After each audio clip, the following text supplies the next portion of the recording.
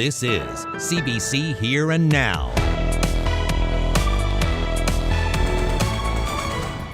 Rent and even renter's insurance, like everything feels like it's way more than it was even 5 years ago. We've heard so much about the need for affordable food, transportation, and just how hard it can be to get around the city. We hope to have the checks in people's hands as quickly as possible, beginning later in 2022. Free money to help ease the sting of inflation. The province announces a one-time payout. So I'm no longer working as a full-time paramedic actually. So I'm actually even below casual because I can't commit to scheduling with children at all. And we head to Central Labrador where paramedics say they're walking away from the job. Good evening and welcome to Here and Now.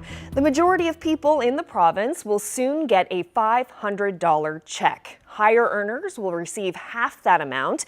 It's a one-time payout to help with the cost of living. The CBC's Malone Mullen has our top story. Makes under $100,000 a year. These people got some welcomed news this morning. I just told you that you're getting $500. Yeah. Yeah, how are you feeling? Oh, it feels great. I can't wait. Is it in the bank now? $500. Let's do it. For nothing, no strings attached.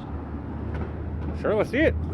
Since I'm a local musician, that'll help maybe pay for some guitar strings or something like that. It's nothing life-changing, but it's enough to help out with the basics. The province is giving a $500 check to nearly 3/4 of the population. And that's free money, no strings attached.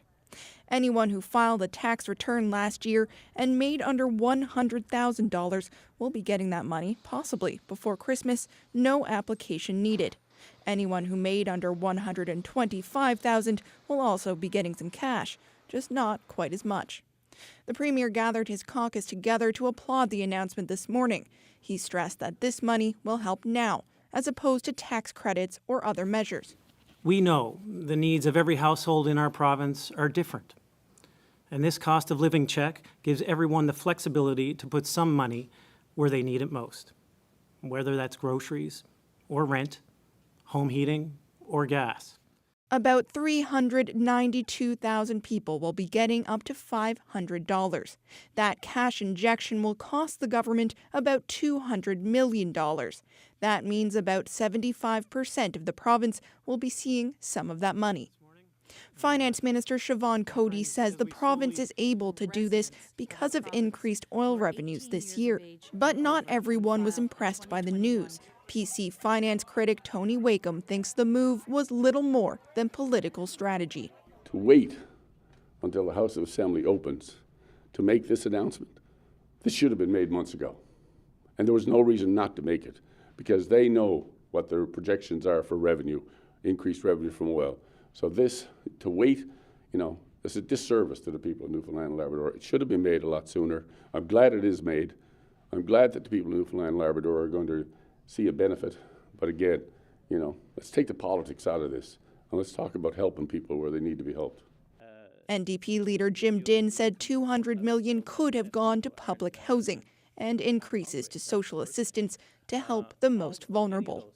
$200 million, I think, could have been invested in the long run into people and would have benefited everyone, even those of us, let's say, who might not be facing these issues, because it leads for a healthier society.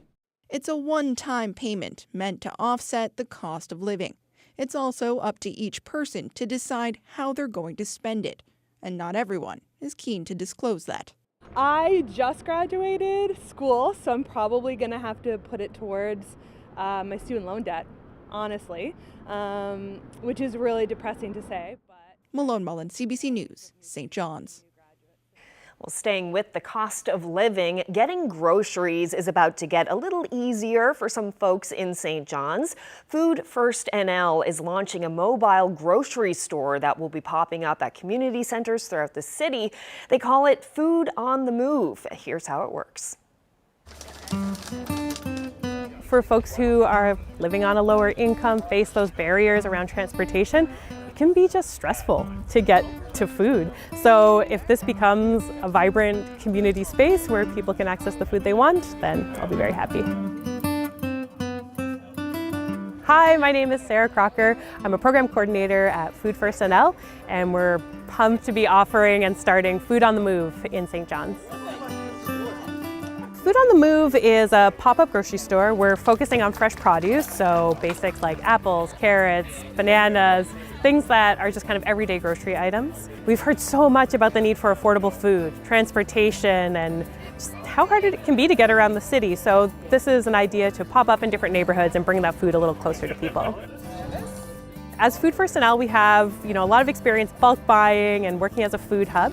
So we'll be coordinating with wholesalers and farmers where we can and divvying that up into smaller amounts. So our deal is 3 produce items for $5, and folks can pick out what they like, mix and match. We've heard tons about the need for different cultural food items, so we're really open and listening to the communities and seeing what different neighborhoods are looking for. When we were looking around the city, we found a really amazing partnership with the Community Center Alliance. So they operate these amazing community centers in all Newfoundland and Labrador housing neighborhoods. And so they're generous enough to work with us and lend us a bit of space outdoors in the parking lot, indoors in the winter, so we can make this a really good success. It's easier for people that are low income because they don't really get that much.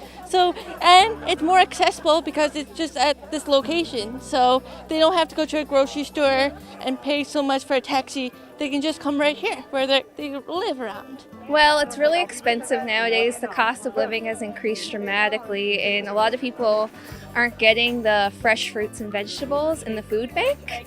So having something like this that's affordable and accessible right in the community, it's going to be amazing for our community members so that they can access stuff like this that they wouldn't be able to otherwise. Folks are welcome to check back with us on Thursday, October 13th. From 9 to 11, we'll be at Buckmaster Circle Community Center, and then from 12 to 2, we'll be back here at McMorran, and then every 2 weeks until January. Perfect. Thank you so much.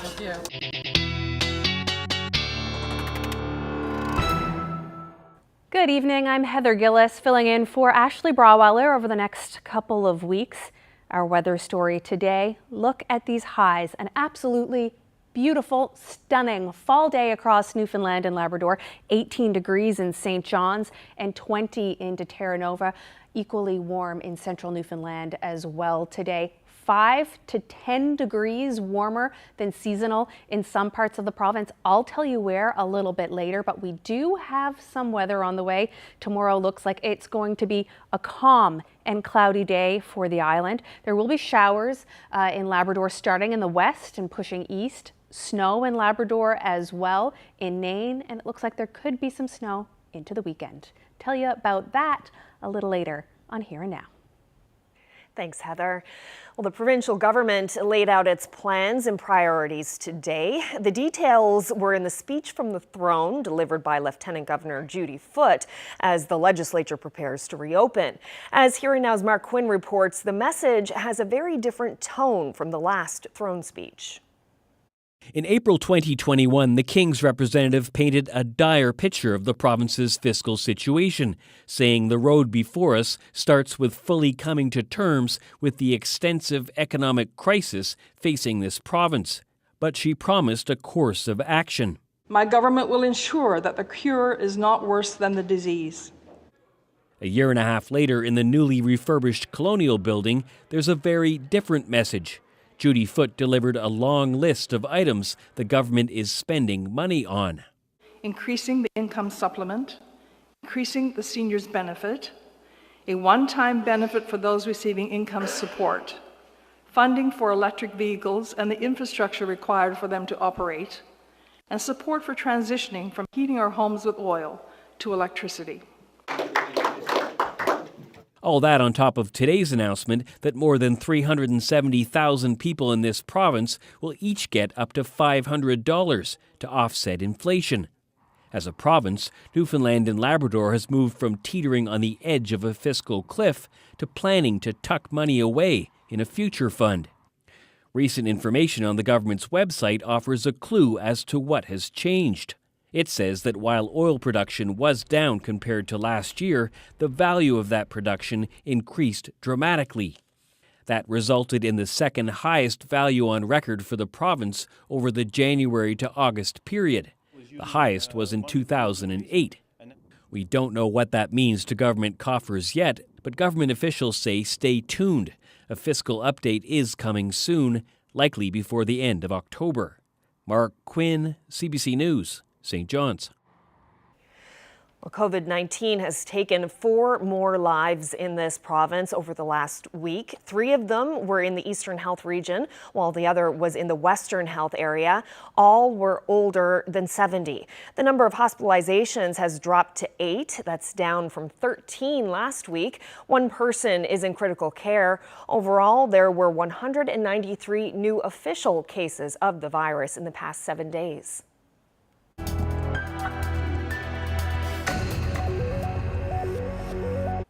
Well, tonight on CBC Investigates, we take you to Central Labrador and another symptom of a struggling healthcare system.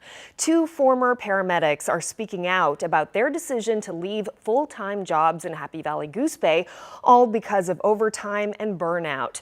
And there are concerns about what that means for a system already under strain. Rafsan Farouk Jugal reports.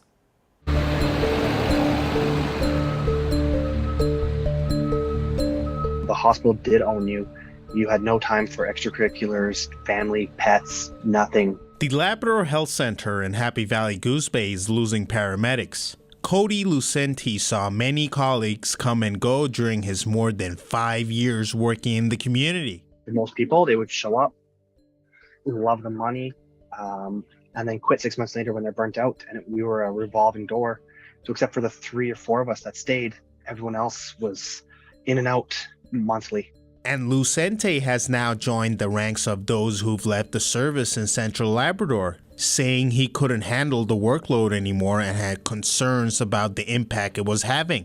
And your quality of work does go down. As much as we don't want to admit it, we do try our best. Sometimes when you're that tired, you just can't.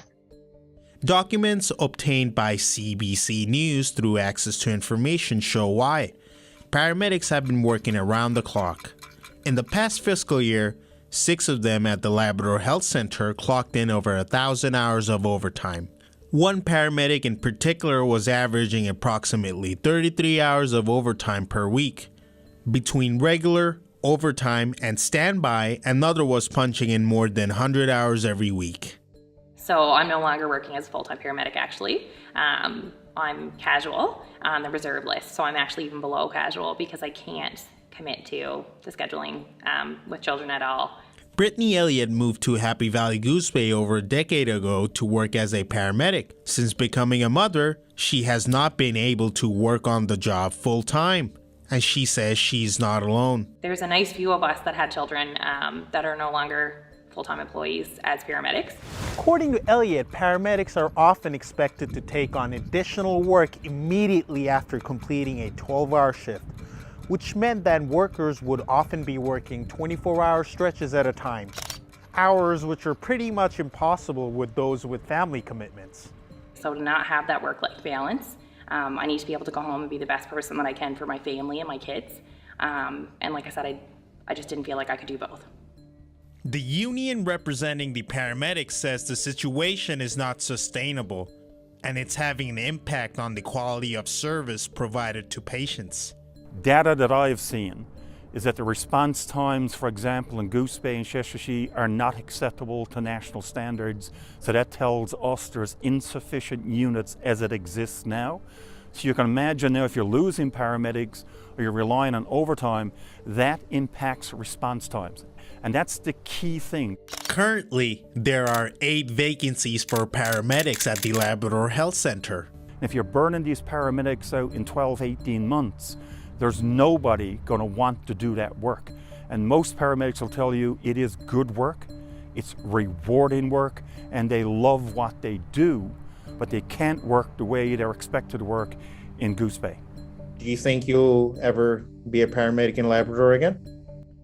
When I left, I took the ferry out of Labrador. I remember hitting the island and just saying to myself, I never have to go back. I never have to go back. Thank God.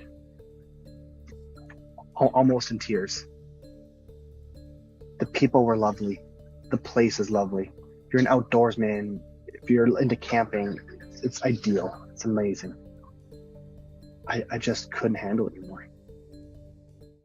Cody Lucente now works for an employer from Ontario, and Brittany Elliott is also considering moving out of Labrador. The health minister has steered interview requests to Labrador Grenfell Health, which has not provided anyone forward for an interview. Rafsan Farouk Jugo, CBC News, Happy Valley Goose Bay. Staying with Labrador, the snowmobile race, known as the longest of its kind in the world, is looking for more people to participate. Cane's Quest has extended its entry deadline to October 14th. The 3,500-kilometer race across Labrador is held every 2 years and starts on March 4th in Labrador West. So far, teams from this province, Quebec, Alberta, British Columbia, and Finland have signed up to compete. And still in Labrador West, the Mike Adams Rec Centre has been shut down for months due to funding issues. The centre is a mainstay. It's been in operation for 50 years, but some are frustrated by the recent reopenings because it hasn't been for the public. Here Now's Daryl Din brings us that story. The doors of the Mike Adams Recreation Centre have been locked for months. Recently it's been reopened, once for a trade show and a TV taping. Some of the community aren't taking too kindly to that. About 100 posts on social media show the frustration. They haven't been able to access the facility since January.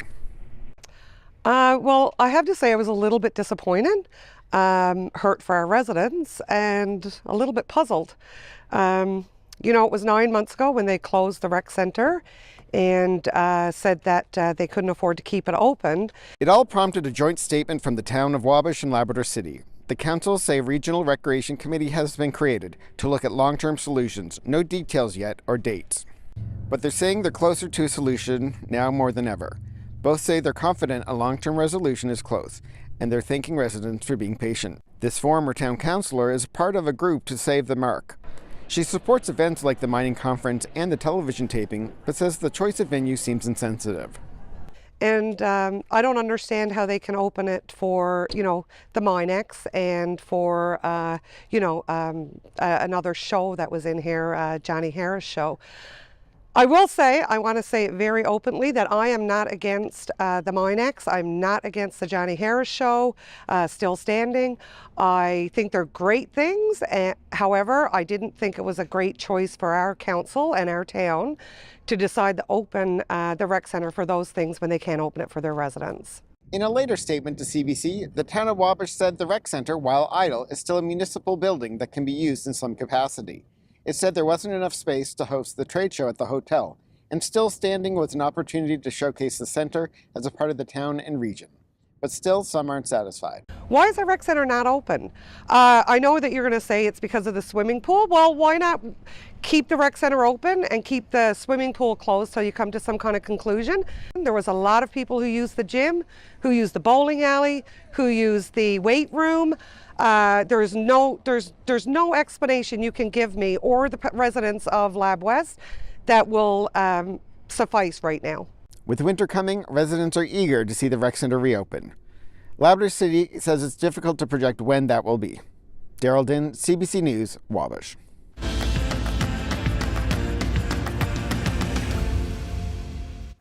Well, it's been a long wait, but hockey's most prized possession, the Stanley Cup, is in Twillingate tonight, 2 years after the community won the Kraft Hockeyville competition. Here now's Garrett Berry is live at the George Hawkins Memorial Arena. Garrett.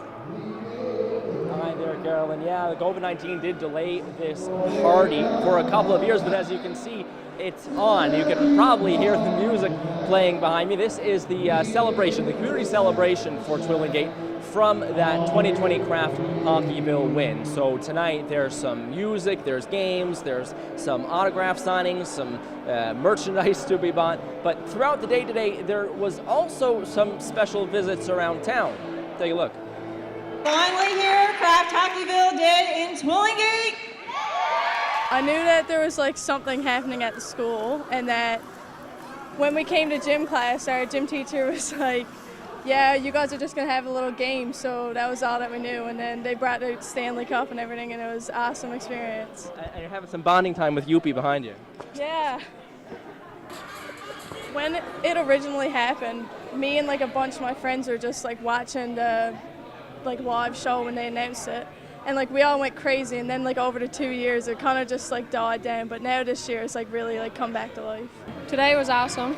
It was a great experience for not only us, but like the little kids that probably haven't really don't even know what like they got to see in Twillingate. For like a small town like us, it was great to have the cup in our school. And it had felt like it had been waiting forever to happen, but now that it's here, it's really exciting. Are you going to get to go to the game tomorrow, or the practice, or anything else, the celebration night? Like, are you going to continue to be involved in? Yep. All of the minor hockey players got to go down to the stadium today, and we got to go to the practice tomorrow and the game, and 10 of us are cleaning ice, I think. No, I've been pretty excited for this. I mean, earlier I didn't know any teams. I didn't know the teams that were coming. I was kind of hoping it was the Leafs, as a Leafs fan. But I mean, just to meet some NHL players, the mascots, get to watch the game, the practice. I mean, it's all exciting. The next couple of days are huge. I mean, I'm involved with the game tomorrow, ice crew. I mean, they got the celebration at the stadium today after school. I got to go to that. It's all pretty big, yeah. There's some kids here 5 that are obviously seeing it for the first time, but there's kids that are 55 and they're seeing it for the first time.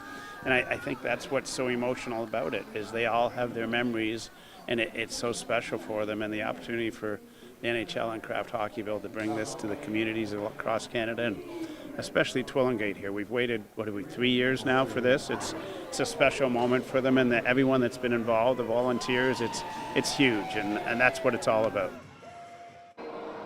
So, Carolyn, the Cup is here tonight. You're actually seeing a little bit of the lineup behind me to get a chance to get your picture taken with the trophy. Tomorrow, the celebration is actually going to move to Gander. Although Twillingate did win the competition, officials decided that the Steel Community Centre in Gander is the better place to hold the NHL preseason game. So the Canadians and the Senators, their preseason teams, will play there tomorrow night, but that does not mean that the George Hawkins Arena isn't getting a little bit of the prize. This arena has been promised $250,000 for upgrades, for structurals upgrades to the building. So a little bit later in the show, we're going to be talking about that.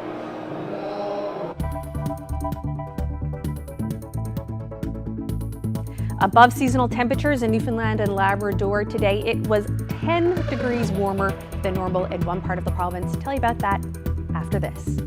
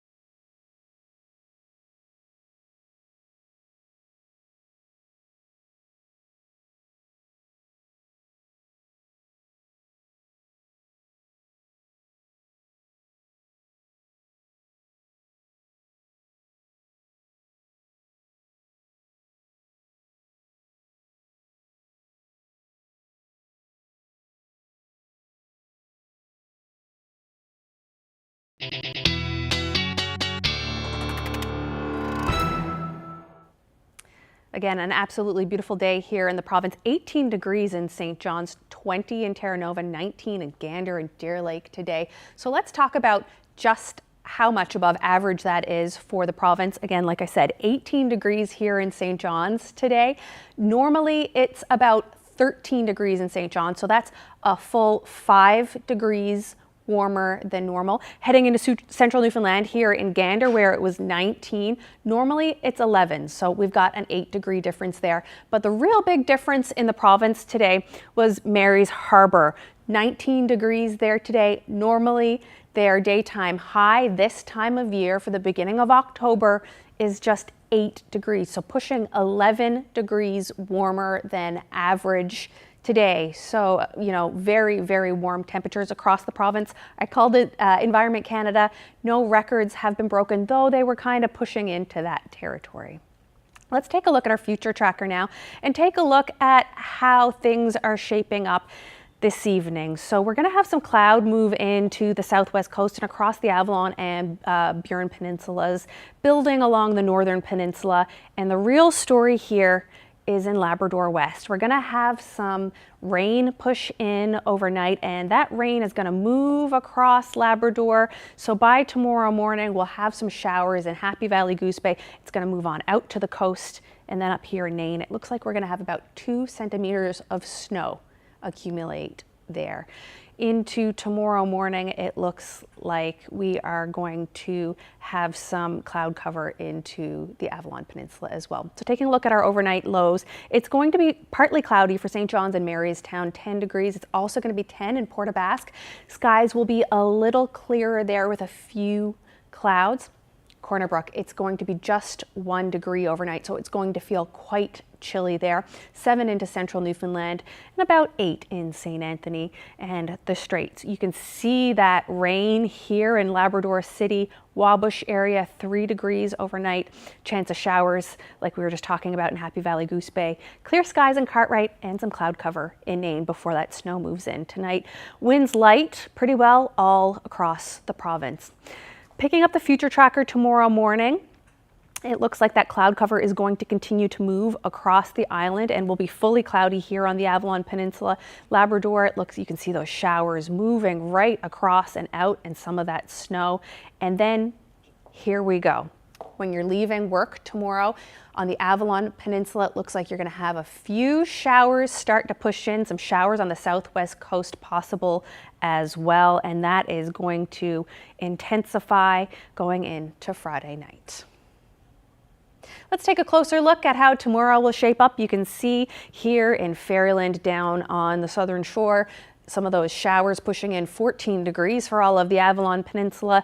Some clouds in Bonavista and a chance of showers, a 40% chance of showers here in Marystown at 14 degrees tomorrow. Moving into central Newfoundland, we're going to lose a lot of that chance of showers. You're still going to have that cloud cover that we saw in the future tracker, and it's going to be 15 degrees in central Newfoundland, and on the north coast, 1 degree chillier here on the Canagra Peninsula. Chance of showers, Burgeo, Port aux Basques as well, moving across the island. But it looks like we'll have clearer skies on the west coast and going up into the northern peninsula, where it'll be 17 along that coast. Little chillier moving into Port aux Choix and St. Anthony, some cloud cover in Lancelot. Mary's Harbour, going to be another warm, beautiful day there for you. Chance of showers in Cartwright as well. And then there you go.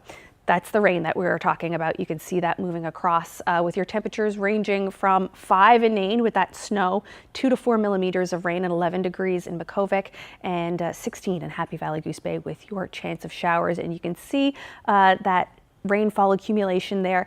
5 to, maybe 10 to 20 millimeters of rain depending on where you are.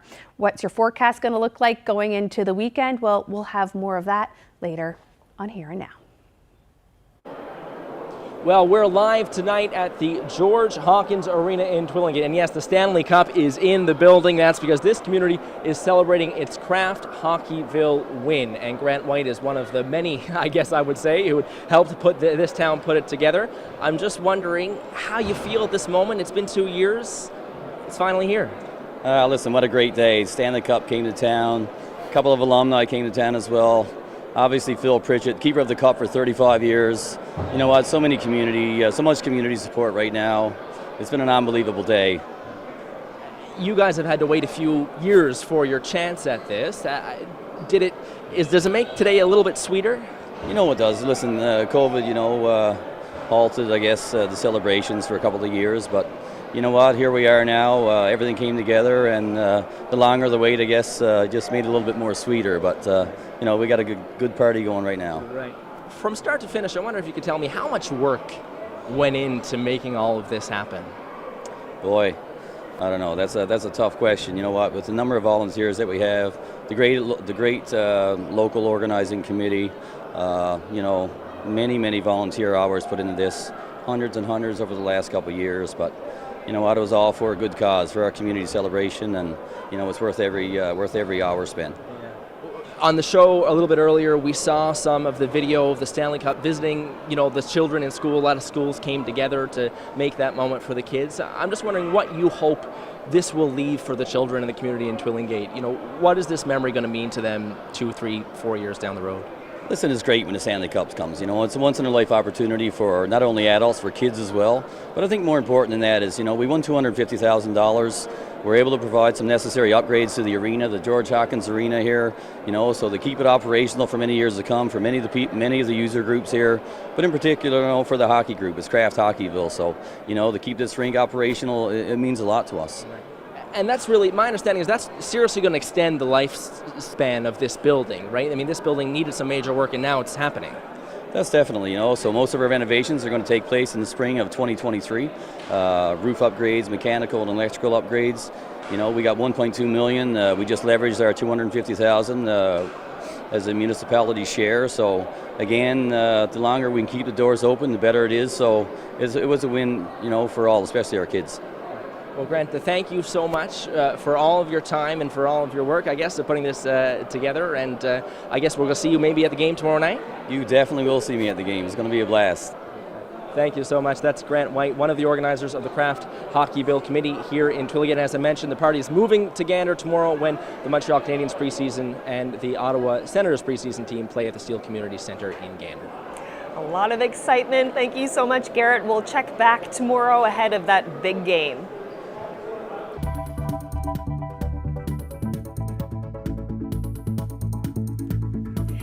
The province is issuing checks for 3/4 of the province to help with rising prices. We'll find out what an economist thinks of that solution next.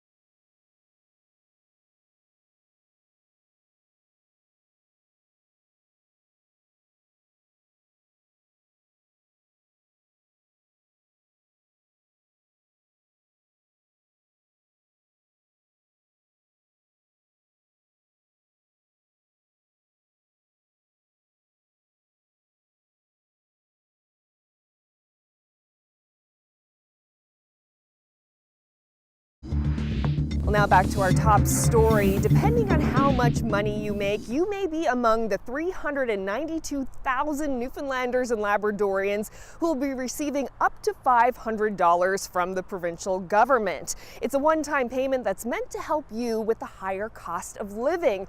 MUN economist Lynn Gambon joins us now to talk more about this. So what were your first impressions when you heard that 75% of the province's population will be getting a check from government? Yeah, I don't think I was really expecting that today, but it doesn't surprise me given that what we've seen in other provinces like PEI, Saskatchewan, Manitoba, back in March, many of those announced tax credits or transfers to individuals.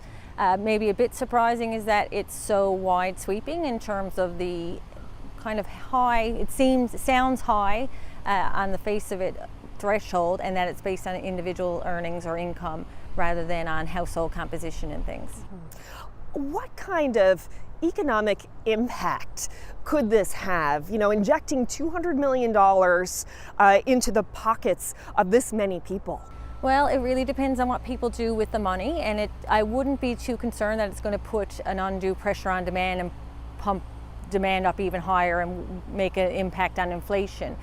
For a lot of households, what this money will allow them to do is pay off bills, pay off debt that they might have had, or just have that money ready for a backup plan if they need it. There are many households we know that are finding it hard to afford the day-to-day expenses of life, so it may not bump up their spending that much that we would really appreciate that in the overall figures. What do you make of the salary threshold with this? So it's if you make $100,000 or less, you get $500. If you make between $100 and $125, you get $250.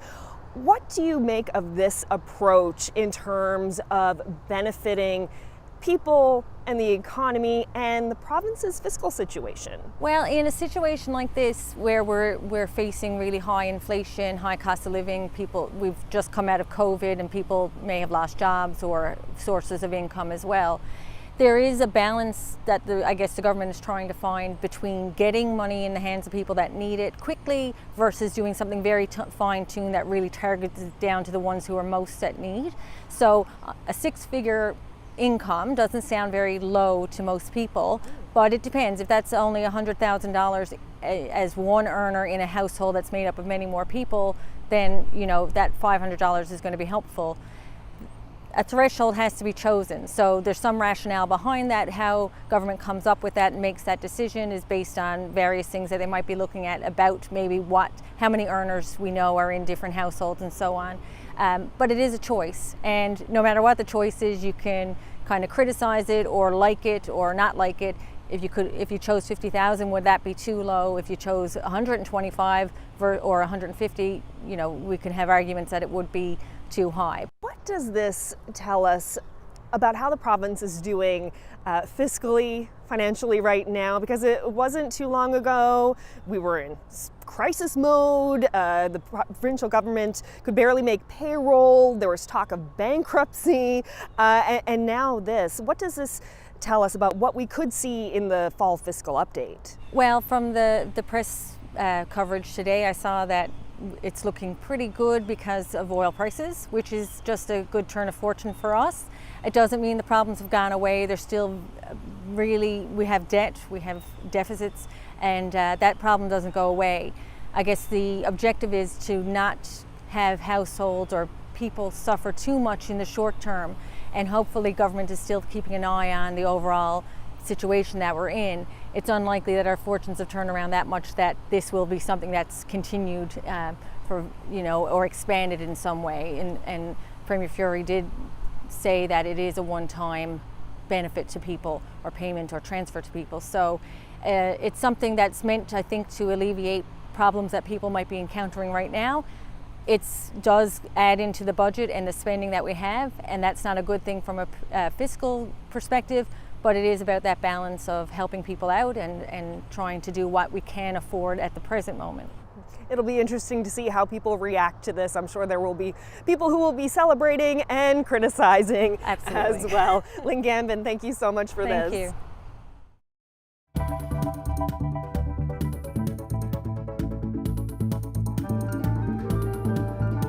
I've never seen this much beadwork and that many designs.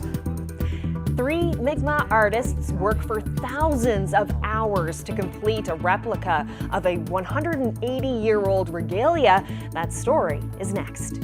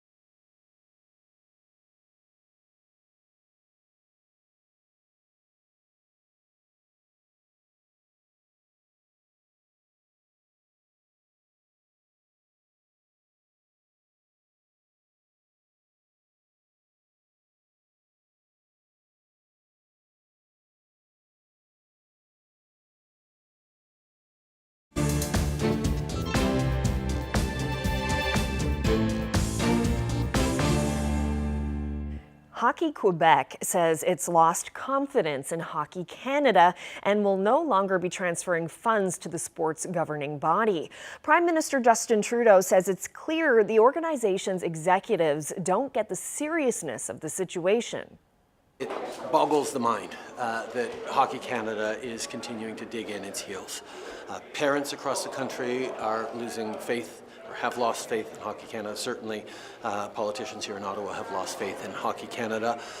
It's no surprise that provincial organizations are questioning whether or not they want to continue supporting an organization that doesn't understand how serious a situation it has contributed to causing.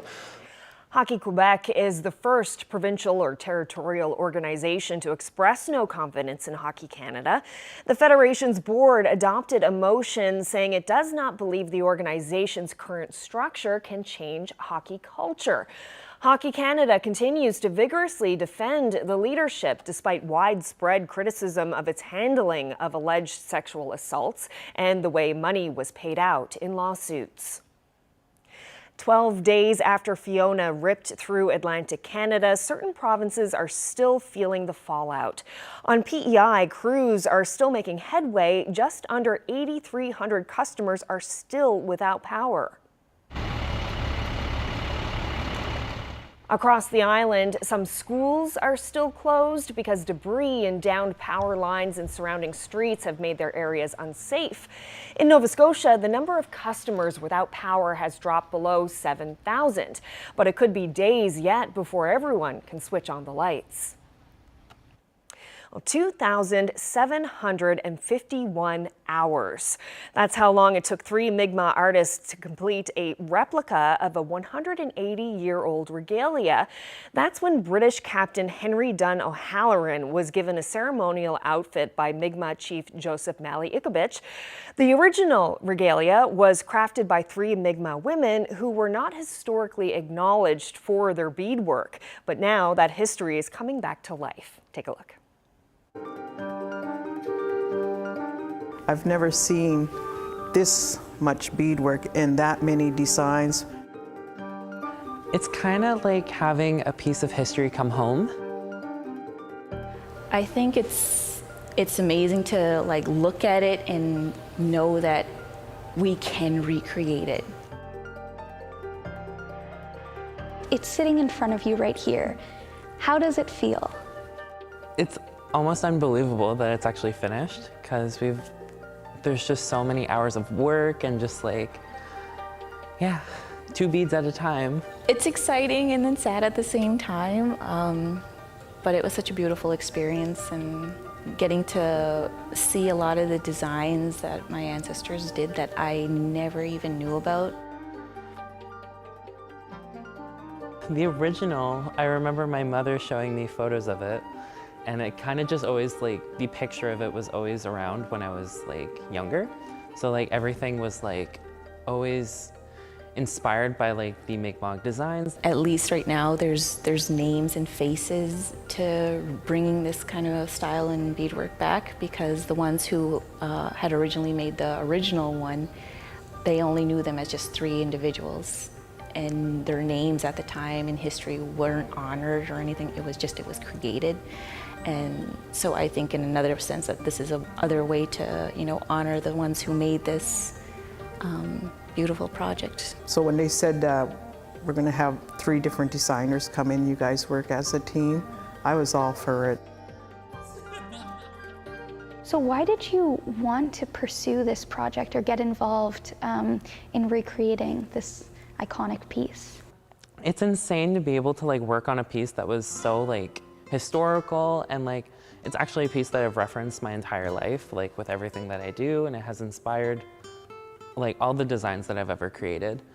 And so being able to actually learn from the ancestors, even though it's been 180 years, is actually amazing. I thought this was such a beautiful and wonderful opportunity to recreate our ancestors' pieces, to hopefully inspire a lot of the young people who possibly thought like me about having questions and curiosity of what we had. So bringing back a little bit of history was my biggest inspiration on this project. And it's funny because there's some times where we'd be working on the coat and it's kind of we feel that we're surrounded by our ancestors as we create it. But yeah. Can you describe to me the process of actually beading these elements of the coat? First, on paper, we make our templates, like the designs, and then we transfer them over using transferable, tracing paper for material. We trace it all on, and then the beads are put on 4 at a time. So each bead on here, it's counted, it's laid flat, it's stitched down. Every piece on the garment is very different. So you can see, like, as a beader and a designer, you can tell other people's signatures. So sometimes it made me question if there was really just 3 people, because each piece on the entire outfit and garment are all different. So you can see all the different styles. There's so many different styles and signatures on these pieces. It's time consuming. Not as hard or complicated, but it's just time consuming. Each double curve would take us about 2 to 3 hours. Going from each pattern, each design very carefully and making sure that we got every little piece done. And just the material used, a lot of it was new, very new to me. I never knew how to work with details and like ribbon work and thread work, but yet with each piece is so intricate, and the designs in it was just like, it's so breathtaking. Like, I can't even really talk about it because it's like, boom. We were starting to lose our culture because of like residential schools, and just lost touch with our beadwork and stuff. And now it's coming back really strong. If that original coat wasn't made, I wouldn't have, like, obviously this wouldn't be here. And probably that inspiration wouldn't be there. So in a sense, that was the original piece kind of saved my inspiration about my culture.